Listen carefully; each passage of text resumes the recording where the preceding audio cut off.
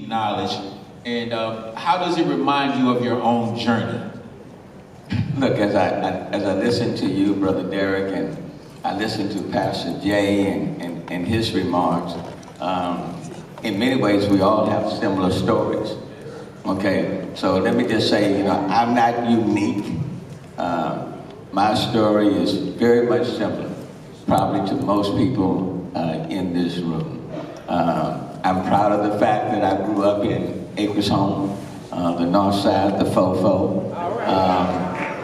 I'm proud of the fact that I still live in Acres Home, the Fofo, as mayor of the city of Houston. So as I listened to you, listened to Pastor Jay, you told a little bit of my story. So yeah, I grew up, my dad died of cancer early. When I was 13, my mom was the maid, cleaned other people's toilets and rooms, sacrificed for 9 kids. I'm one of 9. And so we've had hard times, I don't deny that. In fact, for those of you, how many of you remember Astroworld? Astroworld. Okay, let me just say this. Growing up in this city, Acres Home, I never went to Astroworld. Didn't have the transportation. I got around on the bus. And I was not going to catch 2 or 3 buses to get to Astroworld. So I never went to Astroworld. So for me, what I ended up doing as a vacation, so to speak, or to get away.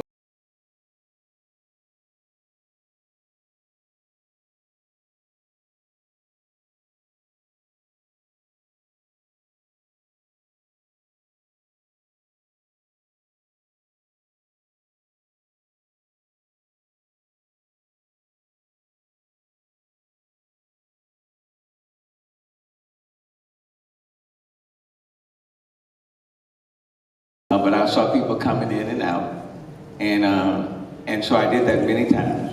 And I said, one of these days, I'm gonna be in one of these buildings. And then later on, went off to went to school, went to law school. This law firm came to Harvard, and were interviewing, and they interviewed me, and they said, well, we want to offer you an opportunity to work for us during the summer. And I said, well, where are you located? And they said, we're in Houston. And I said, whereabouts in Houston? They said, downtown. I said, okay, I'm coming. And that was the selling deal for me. And so later on, after graduating from law school, I ended up working at that law firm, Fulbright and Jaworski law firm, about 300 lawyers. And so that was the catalyst. And then when I broke away from that law firm, and we started a law firm of our own, we placed that law firm downtown, and because that's downtown was where I wanted to be. So that's been the influence for me. It hadn't been easy, but it's been a good journey. I believed in what my mama said. And when I would go to this maid, my mom, and ask her for things, and sometimes she would say no. Sylvester, don't have it. Wish I could, but don't have it. But she would say to her kids, son, tomorrow will be better than today. You just have to believe your mama. Tomorrow will be better than today. And I believe what my mama said. And so here today, to be the mayor of the city of Houston, and when we talked about where to be, and I said, you said Jar Jar Brown. Well, as mayor of the city of Houston, the Jar Jar Brown is a city facility under my leadership. The Hilton Americas Hotel, right down the street, is a city facility under my leadership. So this is where you wanted the conference to be, the summit, and this is where it is.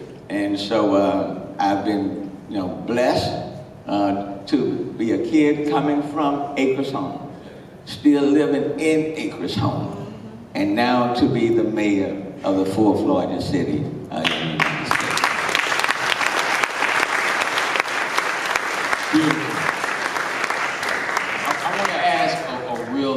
question, Mr. Mayor.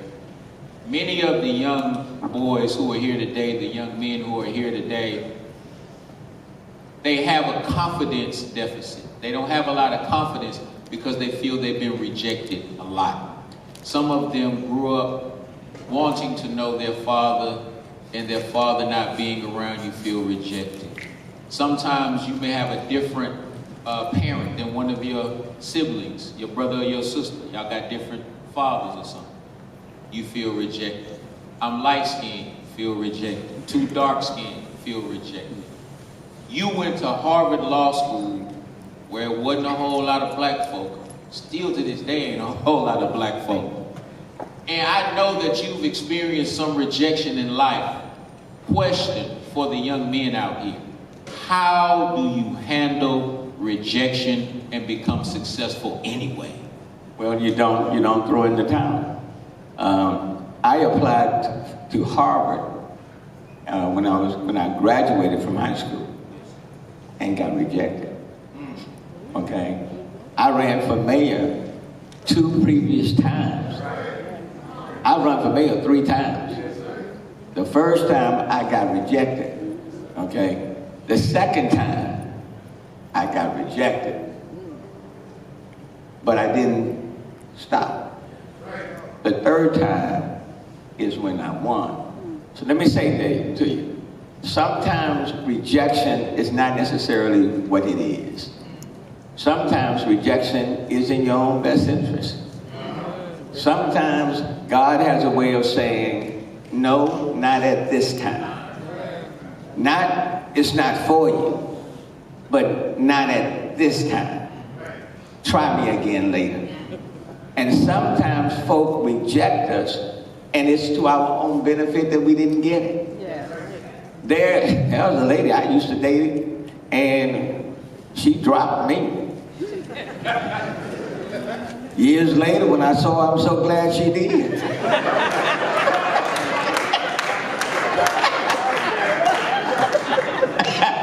I mean, so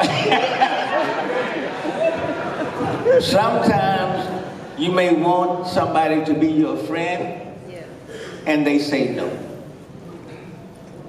Before you start becoming disappointed, hey, that may be your own good. So rejection doesn't necessarily mean that it's a reflection on you or that you are not important, because just like you said at the very beginning, you are important. It just means sometimes no, or go in another direction, or there's something better. And so when I ran for county commissioner, there were 7 people running. I came in number 6. I didn't get it. I didn't win. I ran for the legislature down the road. I ended up winning that. So it's, rejection is a part of life, but it doesn't define who you are, make you less than who you are. You just have to keep going. And you just cannot throw in the towel. Right, beautiful answer. Give him a round of applause. Every now and then you're gonna take a L. But he said, it just means that particular thing wasn't for you. Keep it moving. So one of the hallmarks of your leadership over the past 8 years, in my humble opinion, has been the fact that you have been hands-on, on-the-ground leader. Who was here during Hurricane Harvey? Raise your hand. Yeah. And I don't know if any of you were as scared as I was, because you just didn't know what was going to happen next. And I had a newborn baby in my house during Hurricane Harvey. It was 2 or 3 days old. Now, I didn't know if I was going to have to wade in the water with a newborn baby, but there are very few times that I have been that afraid. And so I needed to look on the television and see the leader of my city leading our city in the right direction. I didn't want to see your chief of staff. I didn't want to see your public relations person. But with every tragedy that we've gone through, your leadership, I believe, has been unquestionable. Yeah, give him a round of applause. I remember I think it was last summer, you were battling a sickness, and you were just getting up back to work. And I looked on the television, you were in the projects knocking on doors because something was going on with the residents over there. I say, this brother is a leader for real. We're here today to talk about leadership because we believe that the young men who are here today are the future mayors of cities like the city of Houston. Is that right? If you could give 3 pieces of advice to these young men about being a leader, what would it be? Well, one thing I would say to you is that when we look at where we all come from, okay, and probably most of us in this room, if not all of us, we've gone through a lot, okay? You know, as I heard someone say, you know, life is not easy. Everybody in this room has gone through a lot.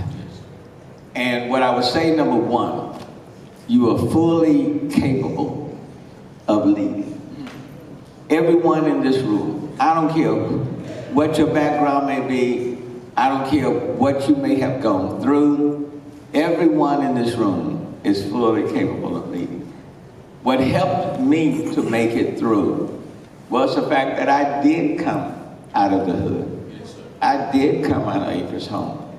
I did face some tough times. And I saw my dad early on, and I saw my mom, how they managed things. I'm the mayor of the city of Houston. We've gone through some storms. But there's been no storm that I have gone through as mayor worse than the storms that I've gone through in growing up. Oh, wow. My living and growing up in Acres Home has prepared me well for being mayor. And let me say this. It's not University of Houston. It's not Harvard that has really prepared me. It's growing up in that hood. You know, learning how to determine who's your friend, who's not your friend, how to say yes, how to say no, and still moving forward.